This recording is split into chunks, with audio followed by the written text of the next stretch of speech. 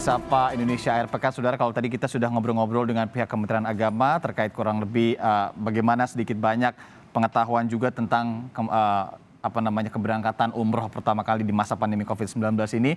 Kita selanjutnya juga akan ngobrol-ngobrol dengan Ketua Umum atau Ketua Asosiasi Muslim Penyelenggara Haji dan Umroh atau AMFURI, ini Pak Firman M. Nur, tentang bagaimana keadaan di Arab Saudi. Karena Pak Firman M. Nur ini sedang juga menjadi atau ikut dengan tim yang berangkat ke Tanah Suci ya saat ini. Pak Firman, selamat pagi atau selamat subuh ya di Arab Saudi ya Pak ya?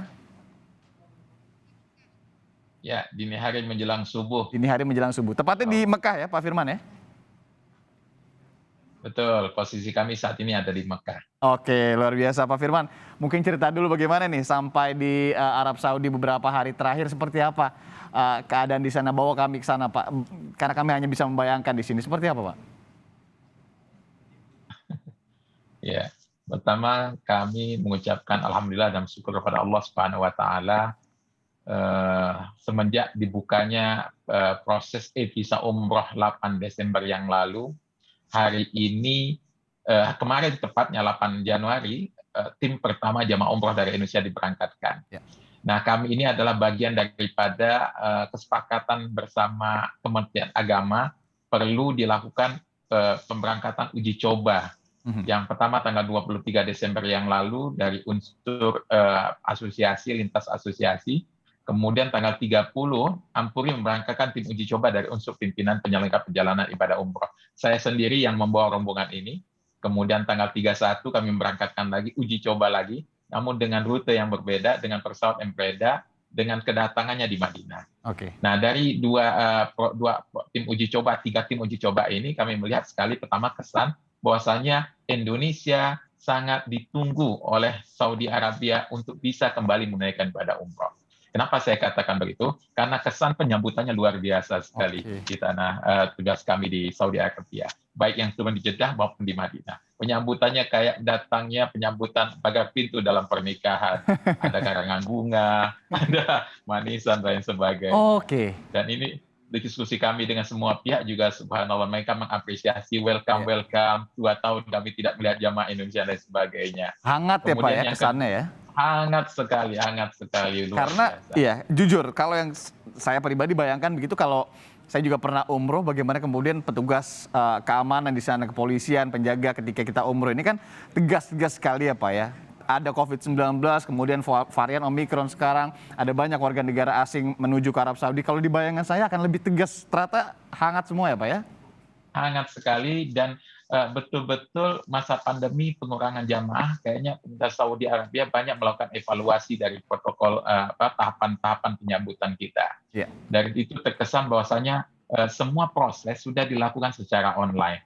Jadi ketika kita mengajukan visa, vaksinasi kita, validasi yang mereka proses melakukan sistem online, kita sudah terdaftar masuk segala macam, semuanya sudah siap, termasuk juga semua kebutuhan kita. Jadi mereka melakukan screeningnya, Mas Irianda, itu di negara masing-masing, termasuk Indonesia. Nah, ketika kita sudah mendapatkan visa, ya, berarti kita sudah lulus secara screening dan persyaratan prosedur mereka. Ya, dalam artinya sudah masuk ke Arab Saudi, berarti dari negara manapun sudah lulus screening di negaranya, insya Allah dipastikan sudah sehat dan aman begitu ya Pak ya?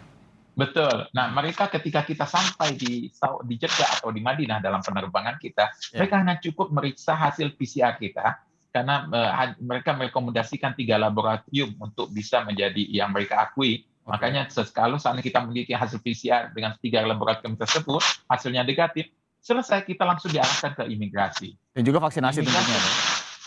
Vaksinasi tidak ada, karena by system sudah tidak by system lagi. Kalau di Indonesia mungkin ada Peduli Lindungi, mungkin seperti itu ya Pak ya, dicek by system online semua. Mereka menggunakan sistem sendiri, jadi dalam perasukan proses visa kita sudah masuk ke dalam sistem mereka, otomatis ini digabungkan, dilingkan oleh mereka dalam aplikasi Tawakal. Nah, kalau di kita istilahnya Peduli Lindungi. Oke. Menarik. Jadi tidak ada pengulangan pengecekan segala macam, cukup dengan bukti PCR tersebut. Karena mereka yakin semua yang sudah mendapatkan visa pasti vaksinasinya lengkap. Oke.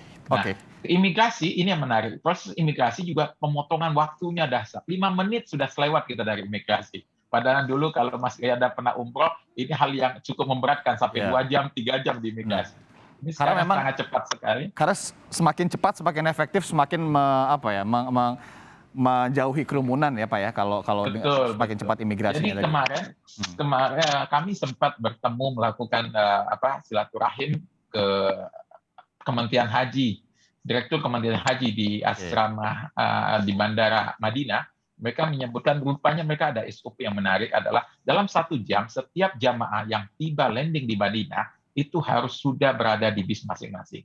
Ini menarik, ini jauh sekali pemotongan waktunya. Ya. Jadi perjalanan internasional dalam 1 jam semua sudah dan siap meninggalkan bandara. Ini Oke. luar biasa. Berarti Nah, semuanya sudah diatur dengan baik, bagaimana kemudian di Arab Saudi juga bisa dijamin insya Allah ini aman juga ya Pak ya ketika sampai di sana, karena memang sudah melalui screening yang ketat di negara masing-masing. Pak, sejauh ini bagaimana jemaah umroh kita, pioner kita 419 orang ini, adakah keluhan-keluhan sampai di sana atau seperti apa? Kalau yang 419 baru tiba semalam, kita Oke. belum mendapatkan update apapun, namun saya bisa menceritakan dari 3 kali tim advance, tim uji coba dan advance yang dikirimkan oleh Ampuri. Dan saya termasuk di antara yang memimpin rombongan ini saat ini masih ada di Makkah Al-Mukarramah. Mhm. Nah, ketika kami mengikuti kita bayangkan betul karena memang penyebaran Omikron, kemudian tingkat COVID-nya juga mulai naik di Saudi, ada kebijakan-kebijakan baru yang akan menyulitkan jamaah. Itu rupanya tidak ada sama sekali. Jadi kesan menyulitkan itu tidak ada. Tapi prokes dijalankan dengan ketat. Ini yang menarik. Prokes dijalankan dengan ketat, makanya kita selaku calon jamaah atau jamaah memastikan harus punya disiplin ketat juga mengikuti semua prokes tersebut. Jadi Pak Firman, ketika sampai di sana ada karantina berapa hari dulu? Ya, kita dikarantina sesuai ketentuan rombongan kami selama 5 hari, 5 hari 4 ya? malam. Oke. Ya, dalam karantina itu kita dilakukan 2 kali PCR, walaupun sebelum berangkat sudah ada PCR-nya. Ya. Di hari Oh iya. pertama, ya 24 jam setelah kami landing, masuk ke hotel karantina, kami di PCR pertama.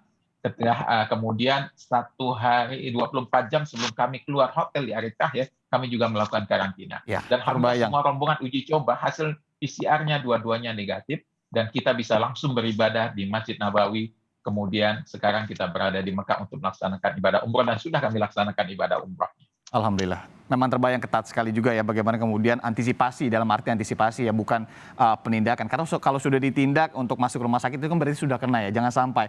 Tapi bagaimana antisipasi ini menjadi penting sekali, ketat sekali, bagaimana PCR juga ketika tiba di karantina dan juga dites 2 kali tadi. Pak, kalau untuk sanksi sendiri di Arab Saudi seperti apa dilakukan pengetatan protokol kesehatannya, bila ada yang melanggar akan seperti apa sanksinya? Apakah ada denda betul?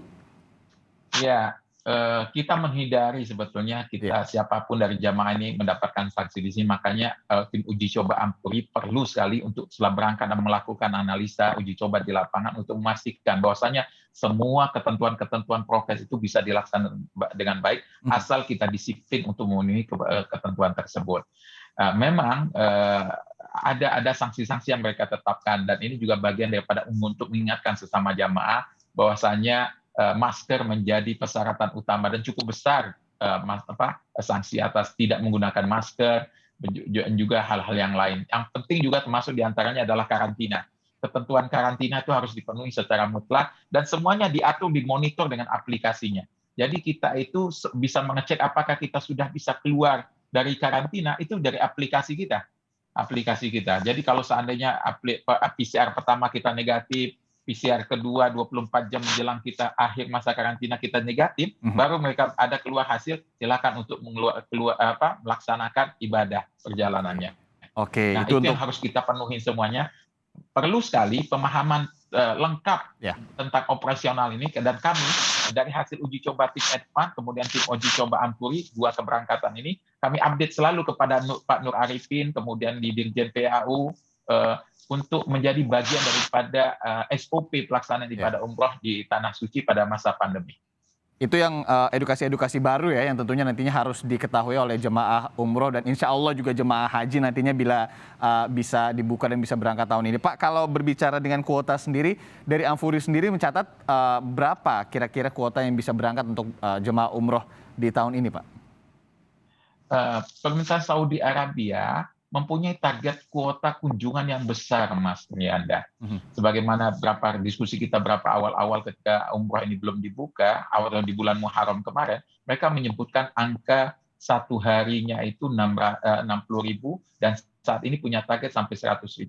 Berarti per bulan 3 juta orang. Per tahun hampir 30 juta targetnya. Sekitar 25 sampai 30 juta. Ini targetnya jauh melampaui daripada pencapaian mereka pada tahun 2019 ketika umroh ini pandemi belum terjadi. Artinya bahwasanya insya Allah ketersediaan kuota oleh pemerintahan Saudi cukup besar. Dan ini menjadi catatan kita semua. Kami dan Kanbin juga memberi apresiasi kepada Kementerian Agama bahwanya akhirnya per hari Januari ini jamaah umroh sudah bisa dibuka. Karena Saudi Arabia sungguh sudah menunggu kedatangan kita per bulan Desember. Dan mereka sempat sampai mempertanyakan kenapa jamaah Indonesia belum juga berangkat ke Tanah Suci, sedangkan kondisi pandemi di Indonesia sudah baik, Saudi sudah membuka suspendnya, sedangkan di pihak lain di Saudi juga kondisinya sangat baik juga, sangat termasuk 10 negara terbaik kondisi COVID-nya di dunia. Nah, ini juga menjadi catatan kami, makanya kami kemarin tanggal 30 dan tanggal 1 berusaha memaksakan diri untuk berangkat untuk melakukan uji coba. Justru tepat Mas Trianda. Berinisiatif tadi berangkat duluan ini juga untuk melihat dan bagaimana benar-benar memastikan begitu Pak ya, istilahnya menguji coba juga bagaimana kemudian flight sampai di sana dan teknis-teknis pelaksanaan di Arab Saudi yang juga dilakukan oleh tim Amfuri yang juga nantinya bisa jadi edukasi bagi jemaah umroh yang akan berangkat saat kemarin ya. Betul. Fungsi edukasi itu alhamdulillah penting sekali dan itu yang kami lakukan. Yang kedua rupanya membangun kepercayaan pihak Saudi Arabia bahwasanya Indonesia siap untuk melaksanakan pengirim jamaah dan akhirnya nanti kita berharap kita juga membangun image pemahaman di pemerintah Saudi Arabia bahwa sesungguhnya jamaah haji Indonesia siap untuk berangkat pada haji tahun ini. Amin, amin ya rabbal alamin. Karena memang keberangkatan 419 jemaah umroh yang berangkat kemarin sudah sampai di Arab Saudi ini menjadi penting sekali ya. Bagaimana nantinya ini akan menjadi tolak ukur juga kalau tadi saya berbincang dengan Kementerian Agama, apakah bisa memberangkatkan kembali jemaah-jemaah umroh dan insya Allah lebih besar lagi nanti jemaah haji tahun ini. Pak Firman M. Nur, Ketua Asosiasi Muslim Penyelenggara Haji dan Umroh, Amfuri, terima kasih sudah meluangkan waktu di Sapa Indonesia Akhir Pekan. Sehat-sehat selalu Pak, nanti kami pasti tunggu juga update informasi dari Anda. Terima kasih, salam sehat selalu.